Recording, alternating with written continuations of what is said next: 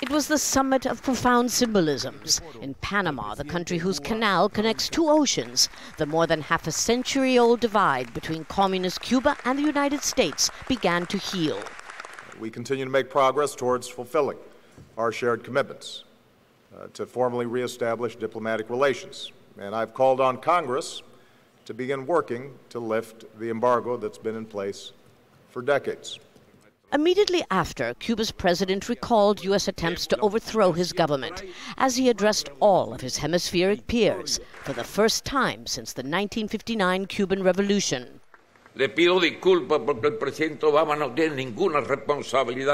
Forgive me, but passion flows from my pores when I think about a revolution.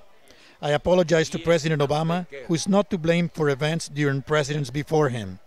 How many were there? 10? In my opinion, Obama is an honest man. Then another first, a one-hour meeting between Castro and Obama, both agreeing to disagree about conflicting views on human rights and democracy. Of course, this summit is about much more than just Cuba. It's an unprecedented attempt to reset relations between 33 Latin American and Caribbean nations and the United States. Relations that for more than a century have been scarred by U.S. political and military interventions. One of the most recent right here in Panama. That's why President Obama's statement that the days are over when the United States could meddle in the hemisphere with impunity resonated strongly, but did not convince his left-wing peers.